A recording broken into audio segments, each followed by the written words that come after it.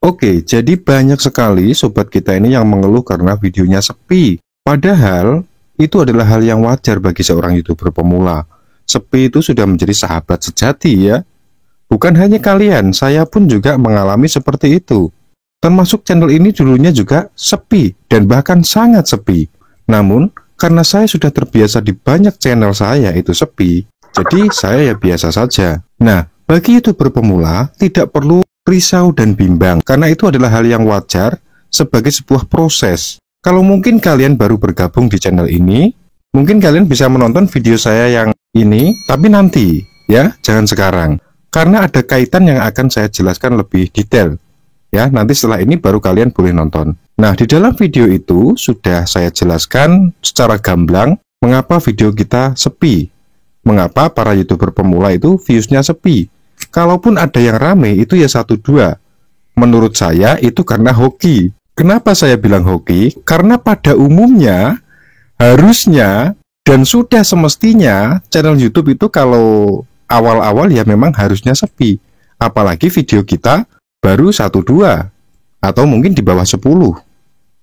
Ya, di dalam video itu juga sudah saya jelaskan bahwa minimal atau setidaknya jika kita sebagai seorang YouTuber pemula, maka minimal atau paling sedikit video kita harus 100. Nah, jadi saya ulangi, berdasarkan pengalaman saya teman-teman, video kita minimal itu 100. Baru nanti kita bisa melihat dan menganalisa bagaimanakah perkembangan channel kita. Apakah layak untuk diteruskan, ataukah layak untuk diperbaiki terlebih dahulu, ataukah mesti kita stop dan kita ganti tema. Nah, jadi kurang lebih seperti itu teman-teman di video saya yang ini tadi.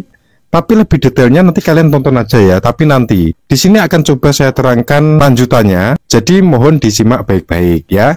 Dan ini ada kaitannya dengan pertanyaan dari sobat kita yang ini. Bang tanya, soal untuk promosi ataupun pengenalan channel kita ke dunia sosmed, yang paling bagus yang seperti apa sih? Jika saya lihat di YouTube semuanya tidak ada yang pas. Ini itu buat channel rusak, buat spam lah.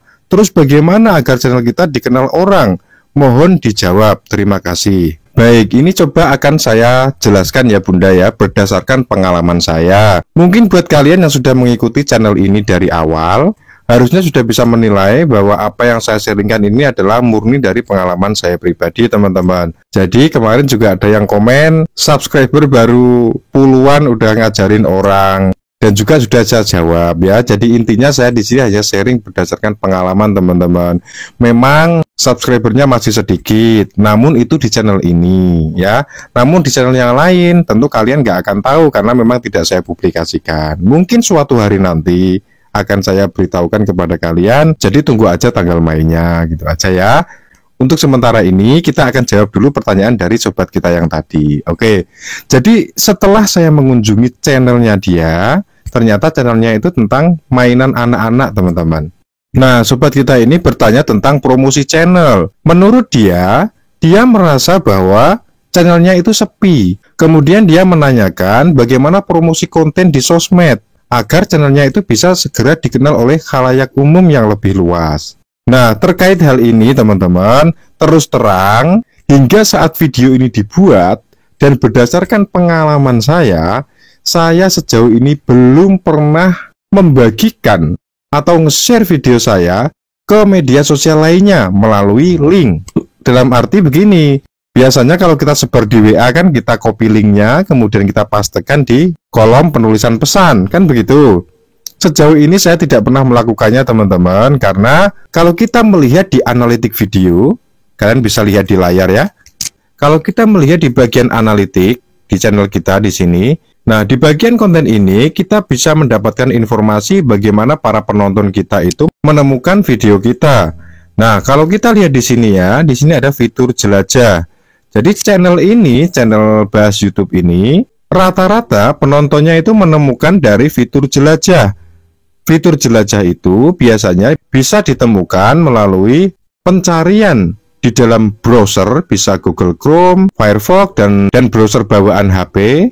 Kemudian ada halaman channel. Halaman channel ini biasanya ketika kita sudah menonton salah satu video orang, kemudian besok video channel itu muncul lagi di beranda kita. Itu berarti masuk ke halaman channel ya. Kemudian ada penelusuran YouTube. Kalau penelusuran YouTube itu penonton kita mengetikkan sebuah kata kunci di kolom pencarian YouTube. Kemudian ada fitur YouTube lainnya. Ini bisa dari share tab komunitas ataupun melalui link yang dibagikan melalui komentar. Kemudian di sini ada lainnya. Lainnya ini biasanya tidak diketahui atau datanya sangat sedikit. Biasanya ini di-share ke WA, ke Facebook, Instagram, dan sejenisnya. Sejauh ini, saya belum pernah nge-share video saya baik ke WA, Facebook, Instagram, dan sebagainya. Jadi yang saya lakukan selama saya nge-YouTube, saya hanya nge-share di tab komunitas saya pribadi, teman-teman. Jadi di tab komunitas orang lain pun saya nggak pernah. Kenapa saya melakukan hal itu? Karena saya memiliki pemikiran bahwa konten yang saya share di luar aplikasi YouTube itu akan membawa dampak yang kurang baik terhadap channel saya. Sekali lagi, itu hanya sesuai pemahaman saya, teman-teman.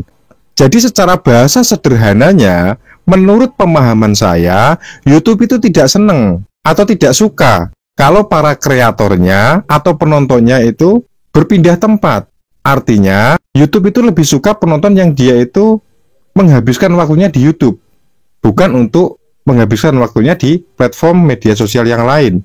Itu pemahaman saya. Oleh sebab itu, sejauh ini saya belum pernah nge-share video saya di luar aplikasi YouTube. Nah, berdasarkan hal itu, jawaban dari pertanyaan saudara kita ini, bagaimana agar video kita dikenal khalayak umum, maka satu-satunya jalan kita akan menggunakan hukum peluang. Jika mungkin kalian masih ingat, di sekolah dahulu kita pernah diajarkan materi tentang statistika dan peluang. Mungkin kalian masih ingat.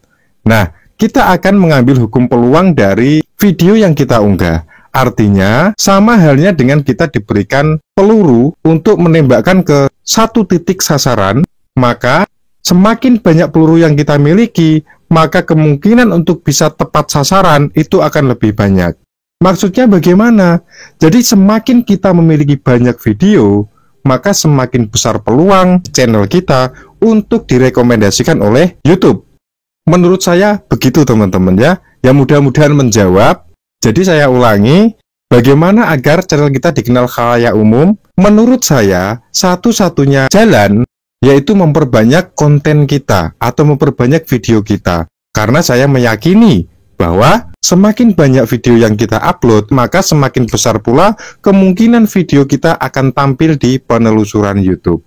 Mudah-mudahan bisa dipahami, teman-teman ya. Dan buat kalian yang mungkin belum terjawab komentarnya, sabar ya. Yang perlu kalian ketahui adalah saya selalu berusaha untuk menjawab semua komentar dari sahabat-sahabat semuanya.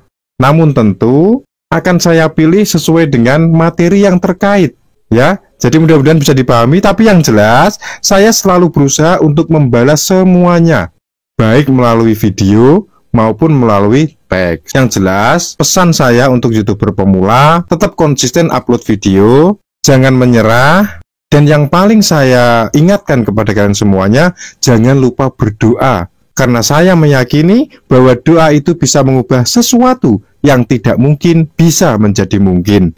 Terima kasih atas segala dukungan dan partisipasi sahabat sekalian. Apabila kalian terbantu dengan video saya, boleh klik tombol like-nya.